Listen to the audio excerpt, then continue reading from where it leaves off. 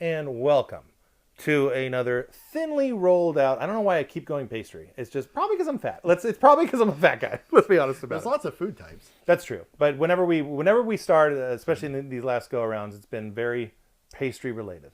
I just discovered that there's this food thing that everybody knows about that I don't know about. That tuba is so demeaning. The tuba is so demeaning. It's wonderful. And it's called, tell me what this word is, quinoa, Quinoa. Quinoa. Yeah. Okay. I'm in my mid-40s. I had no idea what that was or if it existed. That rules. Yeah. That's so cool. Yeah, You've been a quinoa truther this whole time. I don't know. So when you're talking... Shit ain't real. So when you're rolling out all of the descriptions of what our shows are like, I mean... You're just thinking, quinoa? What? Finally quinoa episode. Midlife Krisis. This has been the best introduction we've ever done. I'll just say that. I'll say that on the bar record. any. Yeah, bar any. Okay, we are going to do... This is some topical ass shit. We're going to be talking about two main things, and then whatever else happens. But we're talking about that new Zelda game, and we're talking about the new Steam family sharing. Okay. Yes. Which I insisted on. Yes. Can't wait. And for the record, I know nothing about that. So everything, it's going to be an educational a tour de force on your end. And actually on mine to you, because you didn't buy Zelda. So we can talk about that right now. Well, no, did you buy Zelda? You just haven't played it. I bought it. I purchased it. Okay. I opened it up, looked at the little cartridge. Yeah. It's like, oh, really cool. Could not kick my son off of playing Astrobot, so I could get onto the TV to play. And here we are. Okay. Yeah, that sounds about like every Switch Zelda game except for the first one that you bought. I could have, I could have played it in handheld mode. No, won't do it. No. I think you're. Well, that actually brings up certainly a big old scoop that I want to talk about when we talk about this game, the performance of it. But I will say, in a nutshell, this game rules. It is more leaning into the Tears of the Kingdom, like creativity end of things. I've heard about that. Yeah. But it's not. I think it's certainly obviously isn't as like weird or wild or like potential. Let's try to break this game as Tears of the Kingdom is. It's a little bit more controlled in its wackiness of how you can solve any puzzle. But it's definitely by far like the coolest and most innovative thing about this game is the fact that you do go to a dungeon, a puzzle room, whatever it is. And like, there's typically like one way that you can that you should solve, in air quotes, like an obvious way. Yeah, like an obvious way to do it. But the fun of it is, and sometimes don't get me wrong, there's plenty of opportunities where it's not obvious, and you have to like play with things and figure things out and trial and error some stuff. But you do run into the ones where it's just like, okay, well, I could just build a bridge of beds and be done, and that's fine, and you can do that. Or you can that'd be my way. Yeah, of course. Or you can get weird and have fun and experiment. Now I know the good Prince has been playing the Zelda game. What are your thoughts on this thing, real quick, in a nutshell? Amazing, and worrying with the frame rate. Yeah, the performance. At times. Yeah. Otherwise, amazing. Yeah, we'll get into the performance. But in terms of the gameplay, it's one of the like I really, really, really loved the Link's Awakening remake on the Switch, particularly because of the visuals. Like I love. The claymation look is so awesome. I agree. And when they announced this thing, I was super pumped that they're doing that again. Yeah. And from a business standpoint, it makes it's weird to say this, but also not weird because I am just a total trick ass Nintendo mark through and through. But like I really genuinely admire like the business sense of what they did. Like they took something that they've already invested all the money in, like all the heavy lifting of that Link's Awakening remake that Grezzo did is done. And then they just like use that palette of paint, so to speak, to make like this wholly new Zelda game. Do you know if it was the same team? Yeah, it's Grezzo. It is. So they've just finished Link's Awakening. I'm like, well, just start working on it? Yes. So that is great and genius, and they create a good game out of it. And also, it's so weird that we're kind of on this train of like companies should spend less money. Yeah. Because like it almost feels like we're defending corporations. It does, yeah. You got to watch your bottom line, guys. You got to... It does sound and seem a little gross. Yeah, it's weird. But like we talked about Sony and pouring $400 million allegedly into Concord and how stupid that was. Total inverse of what we're talking Right, about here. and so Nintendo's like, well, we have all these assets, just make a really fun game out of it. And it's just... Look at fucking Nintendo World Championships. Yeah, that's another It's like, example. these are assets that they've had for 40 years. And they're like, let's once again make money on this stuff. And so it rules. The calling card of the genius of Nintendo is that because they're so gameplay oriented, which you and I are on the train of right now, that they just look at gameplay first. And then it's like, okay, so we have all these assets. We don't need to worry about, is this game going to look dated or anything like that. Let's just come up with a really fun gimmick, which they did. Yep. And then we'll build the game around that. Yep. And that's fine. Apparently, if I'm believing the two of you about what your experience is with the game, and then if the reviews are also pretty good. So, again, I just like we've hammered this point in a few episodes, but it's like this is the thing in gaming right now.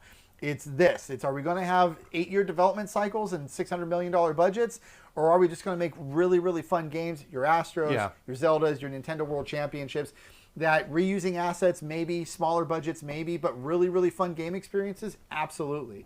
So I'm on board for all of it. Yeah. Again, I said previously, I genuinely feel it though. I think there's a tidal shift happening, and it's because they're the video game industry is tired of chewing on butt. They want to make some money again. Yeah, let's do it. I'm ready. ready. Yeah, I'm ready. I'm ready to give you my money because I am a trick ass Mark. Yeah. No two ways about it. I've now almost caught up on all the games that you've talked about as being innovative from prior generations. Yeah.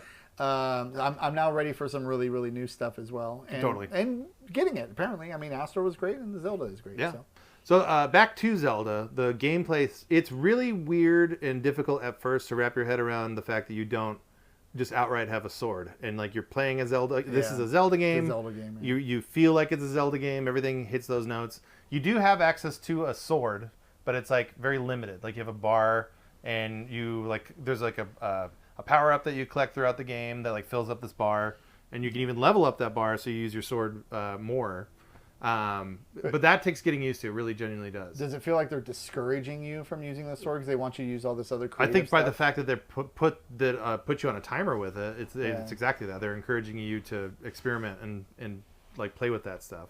And like the more I play, the more I do find that it's fun. Like there's a weird like Pokemon aspect to this game that also like it tickles the reptile, the Pokemon part of my brain, where you catch the echoes, and echoes are of inanimate objects, beds, whatever, tables, but also every monster that I've encountered so far. Is there a boss that you've done an echo of? Is that a thing? Do you know? I haven't come across a boss echo. Yeah, but I have come across extremely tough enemies. Like big, yes, I've done that. That are like tanks. You just unleash them and they clear a whole page. And that shit is super fun. Like it's really fun to be able to like use enemies to fight other enemies, and like you can really get into the weeds with that stuff and like play with that because enemies all have different attack patterns, and a lot of these echoes will have like little sub what's the word, like sub like a sub fire mode. Yeah, exactly. So it does more than just like genuinely like this. You can use a spider to create like a rope that you can climb up and down and shit like that. And that stuff I think is really, really cool. The two complaints I have about this game, and I think it's the two complaints that like literally everyone have about this game. And if these two things were addressed, this game that's getting 8.5s, 9s, whatever, like I think it would be solidly into the 10 territory just because of on the strength of the aesthetic, all the Zelda-ness of it. And I really do think it's fucking cool. As a longtime fan, like it's really cool to play a game as Zelda. And what's funny, so like my wife was as excited to play this game as me, and it's just I think the marketing of that is working. Like people are generally speaking, like more women are like, hey, that's neat. Like I want to check out the Zelda game because I can now play a Zelda for like the first time since a shit ass CDI game. That Nintendo doesn't even count as canon. Yeah, right? exactly. And why would they? Because it's garbage. Fun, neat, curio garbage, but garbage nonetheless. Do you have some device somewhere that we could do a Let's Play of those? So the only console that I've never owned ever and have never even played a whiff of, I was down to two. It was the Atari Lynx and the CDI. Daddy fixed the Atari Lynx problem, but I have still to this day have not played or owned a CDI. But there's no way to emulate? Yeah, there is. I just haven't done it. There's actually a very recent MAME build. So CDI when it was going under, and it was clear that no one wanted this in their home. Philips experimented with the technology, and they used it in a lot of public kiosk applications, either going to a museum that has a little multimedia touchscreen type thing. Yeah. And then they experimented with different types of arcade games. It's like FMV games that used the CDI as their hardware. So because of that, MAME is now compatible with CDI. So that's kind of a neat little thing that you can do if you are like me and your brain is rotted out and you have a desire to play CDI. I just think it'd be a really fun Let's Play episode to see how bad that game is. I can work. Well, there's two, and I can definitely work on it. And by work on it, I mean you're giving me an excuse to buy a CDI off eBay. Well, that's fine. You don't have to twist my wrist too hard to do that. But yeah, I don't know how we got to talking about the CDI, but we sure did. Oh yeah, the Zelda thing. Your 2 complaints about Zelda. Thank you. My 2 complaints about Zelda is that the menu to get to all these echoes that and I'm not even that far. I'm maybe 8 hours in. And I've got a lot of echoes already. They're all on this one big bar, and you have to scroll through all of them. The ones that you use a lot, the recently used ones, will be at the top. There is some sort of a sorting thing, right? You can sort them to pretty easy to navigate. Okay. Last used, most used, last learned. Okay. Stuff like that. So you there's can access them pretty quick. Still annoying. It reminds me a lot actually of the menu systems in Breath of the Wild and Tears of the Kingdom. There's a lot of that shit where you just have this one big bar and you have to scroll through it. So that could be better, and there's no reason why it's not better. It's Nintendo being weird. Do that? They do I don't that know. all the time. I don't know. It's fucking weird, man. They do the hard thing really, really well, and then botch the easy thing. Yeah, it's wild. Just talking about a menu. Crazy. Just make it easier, guys. Yeah, it's you can kind of set your watch to it at this point, but it is what it is. And then the other, I think, much bigger complaint is that the performance of it does suck. And the Link's Awakening remake that was on the Switch, every time you would the screens would transition, you would have the little hiccup in the frame rate. Yeah. But that was it. In this game, not only do you deal with that, but then just the frame rate will just randomly drop. It's very uneven. There's a good chunk of the game that you're playing it in 60 frames a second, and then there's a not insignificant chunk of the game where you're definitely playing sub 60. Okay. And it just kind of keeps happening. And look, we're playing the chip that does all the magic juice for the Switch. I think that chip, if I'm not mistaken, is from 2015. Yeah, I think so it's coming up on a decade old. It's 700 megahertz. It's something like that. It's wild. It's like a fourth of. And I do wonder, Nintendo, the way their Switch games, the programming on it, it's so airtight that the experience between playing handheld and in the TV mode is pretty. The only difference is the drop in resolution, but performance-wise, it's the exact same. Have you played it handheld at all? The new one? No. Yeah, me neither. Not at all. But I know in some other Zelda games before some patches, if you played Breath of the Wild on handheld, it chugged as you would expect versus playing it on the TV. Yeah.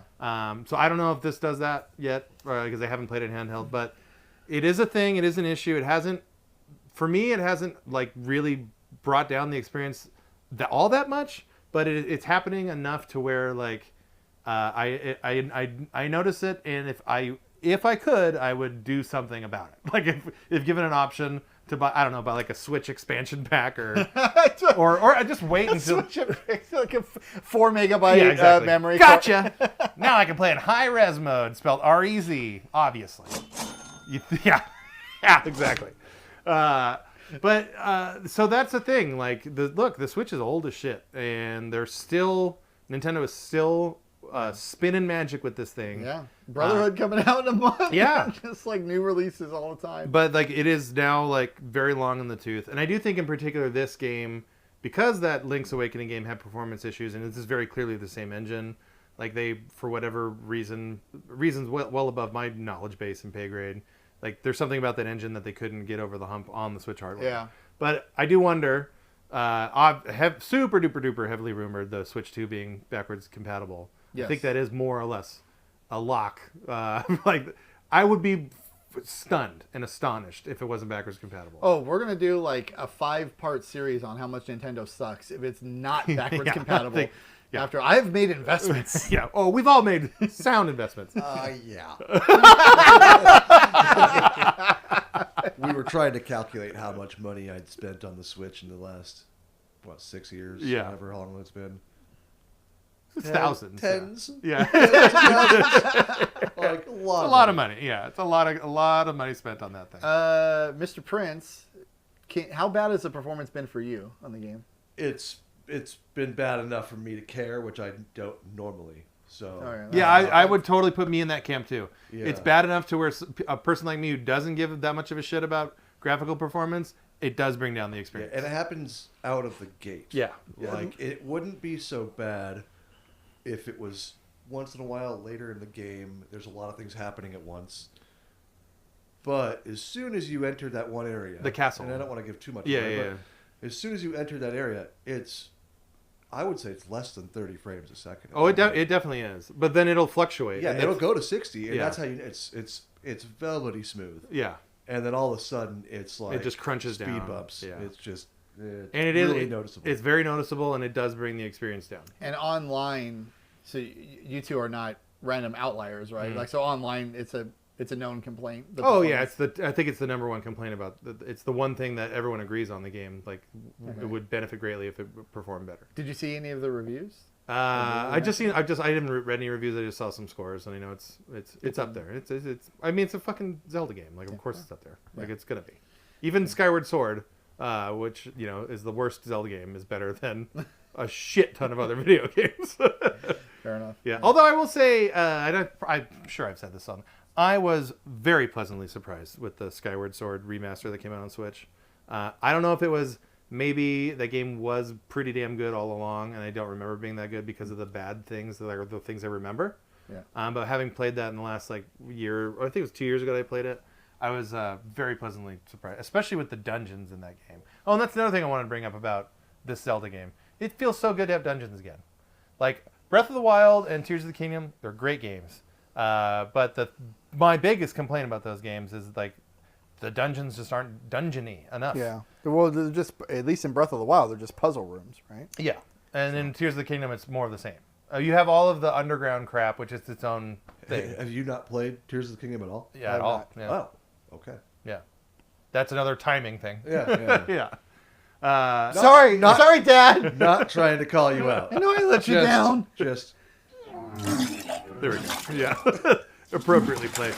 But yeah, it's still going. Still flushing. it's an 11-second play. Only the best. Tough crowd. Only the best. Tough room. But yeah, it's the performance is the biggest issue about it. But yeah, having dungeons in a Zelda game again, it does make me, I'm still loving this game, and like I'm not. The performance stuff is what it is. Like, if it's a little blemish on an otherwise really, really, really good game, like I'm okay with it. Hoping the Switch 2, you can play games like this, and maybe there's like an unlocked frame rate type of a deal that can happen. That would be nice, so that I would totally replay this game in full 60 if that was afforded to me, but we'll see. So yeah, highly recommend it. I would say that's a game where you should, move some bullshit aside and play that game. But I say that to you a lot, and here we are. Well, and the stuff I have to move aside at this point isn't just bullshit. I'm trying to get through Cyberpunk. Wukong I paid for Wukong. I haven't played it yet. That's there. And then the last Nintendo game you recommended to me, Paper Mario. Oh yeah, that's a really good. You should definitely play that one. You should move all this bullshit and play Paper Mario. Damn it! Can't do it right. Do you like Prince? What do you think's better so far, Paper Mario or the Zelda game? What do you like more so far? Zelda. Yeah, I okay. mean, Paper Mario's Really? great. Yeah. I played it until I beat it without interference. Yeah. And even with the blemish of the frame rate problem, Right. unless it got significantly worse, I'm not going to stop playing Zelda, even for Elden Ring. Yeah. I'm going to play Zelda until I beat it. It's a Zelda game. And then I'm going to go back to Elden Ring. Yeah. Yeah, but that's the highest praise. It's a Zelda game. I mean, I was going to get a Zelda tattoo. Yeah, so. he's a Zelda man. That's just how things work. Yeah. I don't know. Yeah, no, but it's really, really good, and you should definitely play it at some point. But maybe wait for the Switch 2, and then this performance shit goes away, might be fixed. Yeah. So yeah, that's Zelda. High remarks. Now we want to get into this. Teach me Uncle Bob, Right. about this Steam family stuff. So now you're walking into my world. Yeah. And my world right now is awesome. Yeah. Because this deal is such a deal. I'm not even sure if it's going to stay in its current form for very long. Mm-hmm. So Like, it's a totally too good to be true type of a deal. it literally is. And I just cannot believe it because we are so jaded by companies or entities or whatever, particularly those who provide services, with providing less and less over time. Oh, so yeah. they can pad the bottom line. Yes. And so Steam comes out of nowhere and does this new family sharing service. Now, let me go back in history a little bit. Steam has had a family sharing service as available for going back almost 10 years. The Prince and I have both been personally enriched Yes. by this family sharing program. Yeah, well, specifically with my gaming library. Yeah, exactly. So, and the way it was set up, it's a little bit of a hassle. You would have to log into your Steam account onto the device that has the library that you want. Mm-hmm. So basically, you would have to log into your account on Yep. my computer. Then once you did that, I can authorize your account and then your library on my device, and then vice versa. Right. And I would put it on your device. So basically, we're trading. And that was wasn't that it's not like a full-on one-time thing, because I remember having an issue where, like, it logged out and I had to relog in. Every 6 months or so, Okay. Steam would tell you, like, oh, you've got to re-enable whatever. And it was such a huge hassle because with their security measures, you would have to get a Steam code and you have to share passwords with your friends. And it's a pain in the ass. But it was cool that you could have, in my case, I would have my brother's library, my sister's library. I had one of either of you at various points. Mm-hmm. And I could get access to your libraries and play your games. And that was cool. There are a few drawbacks, though. The most significant was if you were playing any game on your library, I could not play a game that's I also remember on your this one. library. So recently, I played the exquisite Dave the Diver. This is a few months ago, trying to get the platinum. And my freaking sister keeps playing Stardew Valley. And every time she would log These on... crops don't water themselves. Right? And every time she would log on for that, it's kicking me out of Dave the Diver. It's driving me crazy. Right. So that sucked. And then there's also the problem that you mentioned of having to log in all the time. So that also sucked. So Steam comes out with this new version of library sharing, and I just cannot believe how incredibly good it is. And so it just launched. This is like within the last, say, 2 to 3 weeks. Now, you just name a person who's on your friends list to be a part of your library. At least this has been my experience. And then they get an invite, and they're going to join your family. Mm-hmm. So you don't have to do all this login swapping crap. Then when they join your family, you can have up to 6 people in a family. I cannot believe how incredible this is. Every person who is in the family, so in my case, me and 5 other people, all of their libraries are shared in one giant pool of games. Whoa. Even better, that old problem where you cannot play the game of somebody else if they're playing a game from their library, gone. So Holy now shit. my sister can play her Stardew Valley and I can play her Dave the Diver, and neither of us is kicked off. It's only a problem if she was playing Stardew Valley and then I want to play Stardew Oh, Valley. so you can't play the same game at the You same cannot, time. unless Okay. you have multiple licenses. Got it. Then obviously you can. But otherwise, you can play anything you want from somebody's library, and they can play any other game that they want from their own library. It's great. The third thing is that you now get to choose, if you have multiple versions, what version of the game you want to launch. So if you have, this actually happened with Doom. So I went to play Doom or Doom Eternal, and there's DLC for, I think, Doom Eternal. Yeah. So I went to launch the game. My game only had the default game, but my brother, who's in my family, he had the game plus the DLC. So it'll tell you, you hit play and it goes, well, what version of the game do you want to launch? This or this? So you can launch the game that has all the DLC with it instead of just having to play your own copy of the game. It actually gives you that option. It didn't used to do that. It used to default to launching your game first, and then if you didn't have the game, then it would go to your friend's game. So now there's these 3 improvements that exist that didn't exist previously that have just made this service incredible. All of a sudden, I have like 2,000 games in my library. Easily.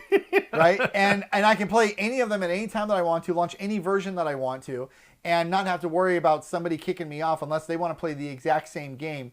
And there's very little overlap where it's like I want to play something and then my sister wants to play the exact same game at the exact same time. Almost doesn't happen. It's such a good deal. And I can just tell by the access of the games that I got now that I was like, Gabe, do you know what you did here? Yeah. Because I'm not used to this level of service. You took something that was already functional, me being the library swapping thing, and you've expanded it to just make it incredible. Such a good value that there's no way this lasts. I'm like waiting any day now for Valve to issue a press release or something that says, "Oh, we're scaling all this back." Well, so that did it remind what you're talking about in it's not this version is better than what I'm about to tell you, but the game sharing on PlayStation used to work like this in a way. Yeah, I remember this actually. Where you could have up to 5 people that and the idea was like, well, maybe there's someone who owns 5 PlayStations in 5 different places, and they want their account on all of these, and they can play their games. They didn't intend for people to share their accounts, but they did, and the same exact thing. Like you had access to other people's as many libraries as you could fill up of I think it was up to 5, so as many games on those libraries as you had. And then they eventually it took a long time, but Sony dialed it back down, I think, to 2. It's either 2 or 3 at one time.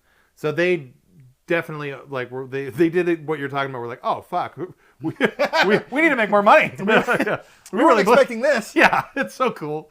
But yeah, you would have to definitely jump through some hoops to make that happen. Yeah. Not as easy as just like selecting a friend off of a list and being like, give stuff. Yeah, that's pretty much. Well, it just sends an invite out. So there's 2 reasons that maybe this would stick around. The first reason is that unlike the Sony behemoth, all you've got to do at Valve is convince Gabe. Yeah. And apparently he's convinced because this is out now. And he's also rich enough, probably. So he's rich enough to where like I don't think he really understands like how money operates anymore. So he's just like, oh yeah, well, you guys need bananas? What are those, like $35? How much can a banana cost? Yeah, the Arrested Development bit. Yeah. So that's the first thing, and he's only one guy to convince, and he's apparently convinced. Then the second part of it is, and this is 100% working, at least with me. If Steam's bit, if you're Gabe and you're like, we care about the platform. We don't make games anymore. Yeah. We just need everything to be on Steam because we have a de facto monopoly over the digital PC. Boy, do they. So if all they need to do, it's like, we just need to make it so that when you're thinking of playing games, there's only on PC, there's only one place you want to go, which is Steam. And by giving you more access to more games, by allowing you to share libraries or whatever, then you're more likely to only want to play your games on Steam, which is true. And that is happening. And so much so that I've gotten some games, Amazon is doing a deal right now where if you're a Prime member, they're giving you codes for games you can play on good old games. I've gotten the codes. I haven't really gone to I have Amazon Prime. Them. I'm not smart to this. Oh yeah, we'll talk about it off air, but they're putting a lot of stuff out for free, and it's just like if you're a Prime member, you get a code and you get these games, and the games are not bad games at all. I will definitely infer on this. Yeah. So, but anyway, some of the codes are not Steam codes; they're for good old games, and I've used good old games before. It's fine. It's not a bad service. Yeah, I actually have a lot of shit on good old games. The thing that I don't like about, and it's not their fault, but like, I tried to sync my good old games stuff onto my Steam Deck, which is like my primary thing of doing PC gaming, of playing games on Steam. But it's such a fucking stupid hassle that like I stopped halfway. Like I got to like step 29 in this process, and I was like, you know what? No, I will play Mortal Kombat 4 on my son's computer and call it a day. And then I did for 15 minutes, and then never again. Good. Yeah, exactly. So right now, I more or less refuse to give any money to anybody for PC gaming that's not Steam. I will not spend money on the Epic Store. I won't pay money for good old games. I will barely accept their free offerings. Yeah. As it is, I will keep those services installed on my computer. But I'm more loyal to Steam now. Steam is basically for me now what Nintendo is for you. It's like I'll acknowledge when they make mistakes here and there, but by and large, and especially after this, you'll happily be blind in bliss. This coup of delivering a service to me that's light years beyond what I had expected. It's just incredible. It's just the best. So, and then like Star Wars Outlaws, this is the best. So I haven't bought that game yet, but when that game was released on PC, you had to install Ubisoft's dumb launcher to play it, and it wasn't on Steam. And that game sold so poorly that Ubisoft made a press release this last week that said, we're now going to release all of our games on Steam. That's so cool. They literally said that we're now reorientate. And I think they said even Star Wars Outlaws is coming to Steam in November because they've basically just given up. And for the publishers, if you're Ubisoft, the challenge is always this. Steam takes 30% of your sales. So it's like, man, if we can get the same amount of sales, but just on our platform, we don't have to give Steam that 30%, then we're looking pretty good. That's what they're all attempting to do. Except that they cannot do it. Yeah, they can't do it. Because the Steam service, so now they're like, okay, we're sorry, Valve. And what the gambit is really, you're saying that you'll sell more than 30% additional copies by releasing on Steam than releasing by yourself. And that's 100% true. You will probably sell 10 times as many copies on Steam than by yourself. And now there's people out there like me. And anybody who's watching this episode, try out their new family sharing thing with your friends who hopefully have large Steam libraries, because it really is incredible. So I'm seeing it now. I'm like, well, I'm just never not playing Steam games ever again. As long as I'm on PC. It's like, why would I ever move away now as long as I still have this service available to me? Well, let me ask so about the volume stuff. And I think anyone who's ever experimented with emulation can contest to this. Like, there's a certain threshold of being overwhelmed by having access to all this shit. Like, are you just happy that it exists? Do you think this is something that you're actually going to use in terms of playing other people's crap? All right, good question. So in our family, 3 of the 6 members, or maybe even 4, are people that I already had library sharing with before. So I really only gained the benefit of 2 friends of ours who we invited just because you could have 6 and it used to be 5. But those 2 people had pretty robust libraries. So what I had to do is, as you do, go through the entirety of their libraries and then pull out the games that I want, and then basically tag them in my own library as like stuff that I would want access to. Yeah, that I would want to play. There's I've been really into tactics games lately, and there's one that came out, got a little bit of hype, called Tactical Breach Wizard. It's an indie game, but it's pretty fun. It's a tactics game, and one of those the new friends that we've added had that, so I immediately flagged that. And then Space Marine 2, it's like somebody had that, so I get that. A lot of people talking about that goddamn Space Marine 2 game. Yeah, so and I didn't have to pay for it, so it's like, oh, sure, I'll install it and give it a shot, because I'm not giving you $70 for it or $60 for it. It's like Game Pass, but free. A little bit, and I also have Game Pass, so it's great. So anyway, I did go through and curate, so to not be overwhelmed. But out of 2,000 games, I have like 100 flagged, maybe, and then of those, I have probably 40 or 50 installed, and then the rest are like just kind of hanging in the breeze.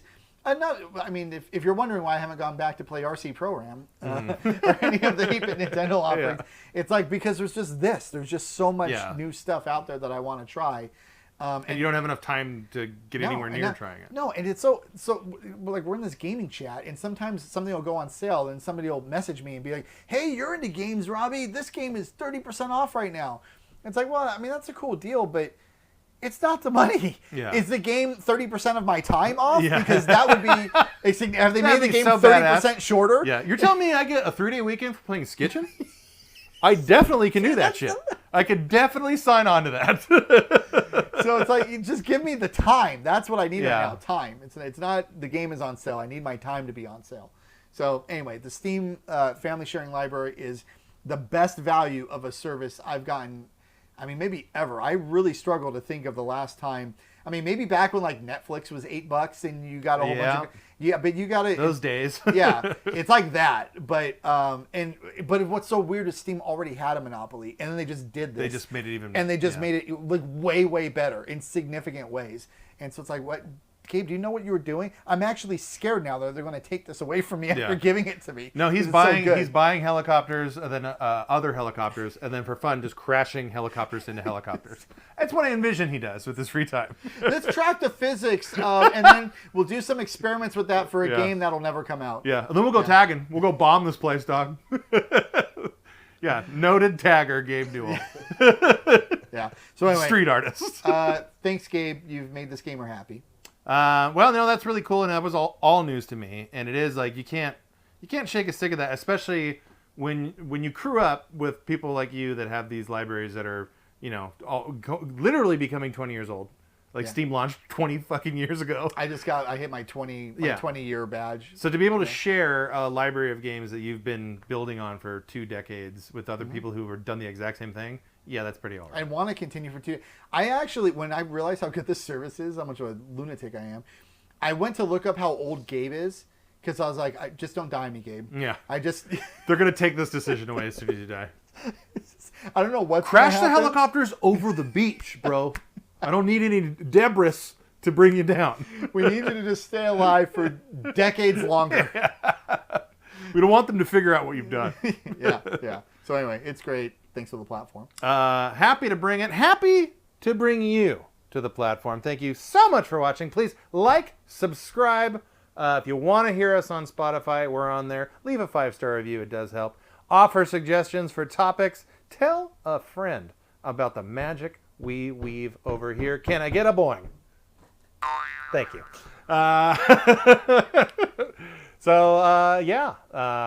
Zelda and Steam. What a tag team. Zelda. Oh, shit, that rhymed too, dog. Zelda, Steam, what a tag team. Yeah. Good. Yeah, we're going to go tagging with Gabe later on. Fuck. It's great. Damn it. Hard cut.